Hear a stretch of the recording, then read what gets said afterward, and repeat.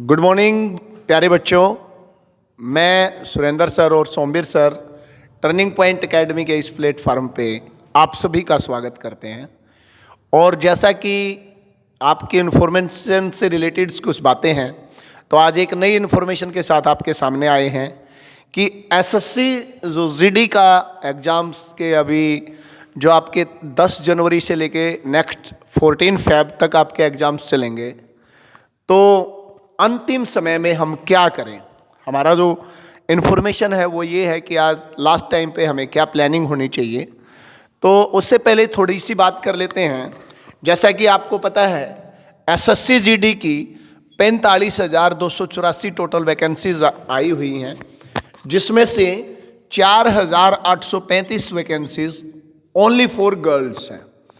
तो बड़ी इम्पोर्टेंट बात है बेटे, इतनी बड़ी वैकेंसीज जब होती हैं हमारे सामने तो तैयारी करने का एक अलग मज़ा आता है।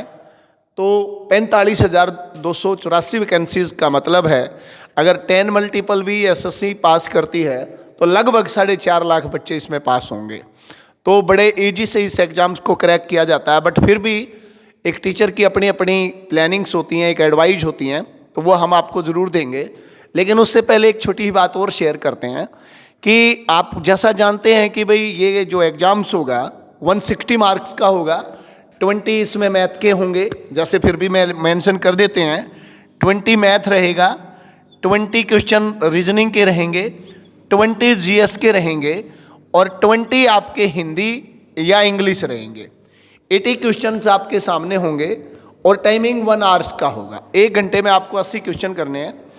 तो ज़्यादा मुश्किल नहीं है, बिकॉज आप हिंदी और इंग्लिश में तो एक चीज़ कोई भी चीज़ चूज कर सकते हो। आप हिंदी कर सकते हो और इंग्लिश। और सबसे अच्छी बात यह है जैसे ही आप एग्ज़ाम ओपन करते हो तो आपको हिंदी आसान लगती है तो आप हिंदी कीजिए, इंग्लिश आसान लगती है तो आप इंग्लिश कीजिए। तो बड़ा इजी सा कंसेप्ट है बेटा। और ये भी एक आइडिया है कि अगर आप 160 में से अगर 70 या 80% मार्क्स लेते तो आप बिल्कुल श्योर हो जाएंगे। और बहुत सारे स्टूडेंट इतनी तैयारी कर लेते हैं। लेकिन फिर भी लास्ट टाइम में आपकी क्या प्लानिंग होनी चाहिए, तो सोमवीर सर आपको इसके बारे में बताएंगे कि लास्ट स्ट्रेटजी क्या होनी चाहिए। तो एक बार देखें बेटे। शाबाश, लो Somvir sir. Thank you sir. सभी बच्चों को गुड मॉर्निंग। प्यारे बच्चों, अब जैसा आप सबको पता है हर बच्चे की अपनी स्ट्रेटजी होती है एग्ज़ाम की तैयारी को लेकर।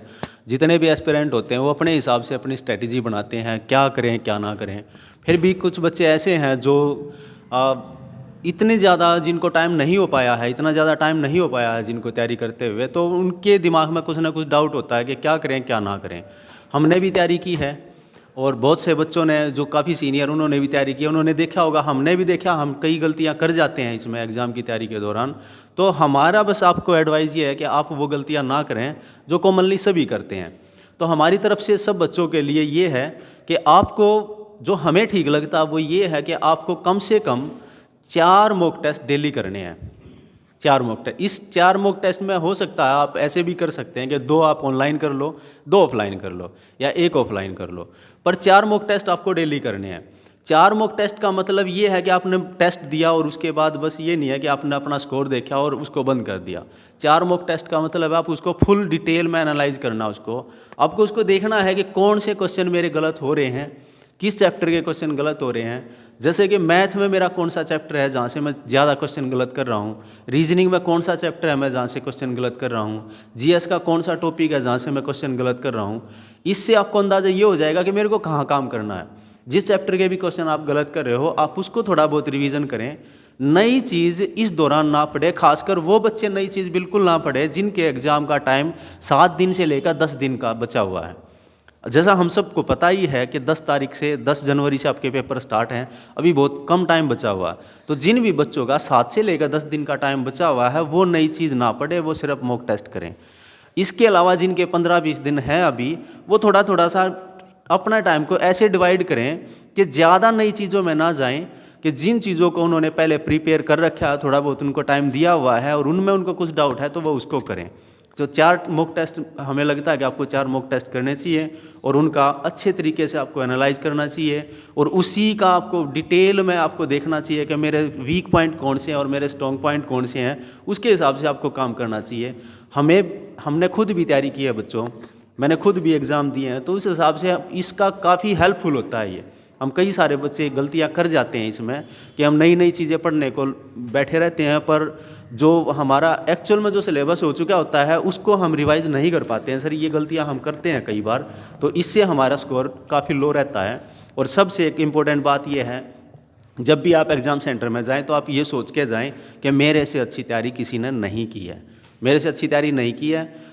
बिल्कुल आपका जो है रिज़ल्ट इस बात पे बिल्कुल डिपेंड नहीं करता है कि आपने पूरा साल या पूरे 6 महीने कितना ज़्यादा पढ़ाई करी है। आपका रिज़ल्ट इस बात पे डिपेंड करता है बेटा कि आपने इस 2 घंटे में क्या परफॉर्म किया है, इस 2 घंटे में आप कितने कूल माइंड रहे हो, इस 2 घंटे में आप कितने ज़्यादा इस एग्ज़ाम के टाइम में आप कितने ज़्यादा पॉजिटिव माइंड के साथ बैठे हुए हो, आप घबराए नहीं हो, बिल्कुल आपने पॉजिटिव लिया है चीज़ों को, तो आपका ज़्यादा उतने ही ज़्यादा चांसेस हैं कि आपका स्कोर काफ़ी अच्छा होगा। ये आप बिल्कुल ध्यान रखें, घबराने की ज़रूरत नहीं है, एग्ज़ाम में बैठ जाएं। कई बार ऐसा भी होता है कि 2-4 क्वेश्चन हमारे काफ़ी टफ आ जाते हैं, जिनको देख के हमें लगता है सर कि पूरा का पूरा पेपर मेरा तो ख़राब हो गया है, पर उसको देख कर घबराने की ज़रूरत नहीं है। बस आप ये कर लें कि उन 4-6 क्वेश्चन को आप स्किप कर दें, लास्ट से कर लें, बीच से कर लें, और उसके बाद देखेंगे आप कि आपका पेपर दोबारा से फिर आप लाइन पर आ गए हो, तो घबराने की ज़रूरत नहीं है। बस एक मेन बात ये भी है। तो आपको 2 काम करने हैं, मैं दोबारा फिर से आपको एक बार रिवीजन दे देता हूँ, मैं दोबारा फिर बता देता हूँ। एक आपको 4 मॉक टेस्ट करने हैं फुल डिटेल के साथ। दूसरा, आपको घबराना नहीं है और नई चीज़ें नहीं पढ़नी।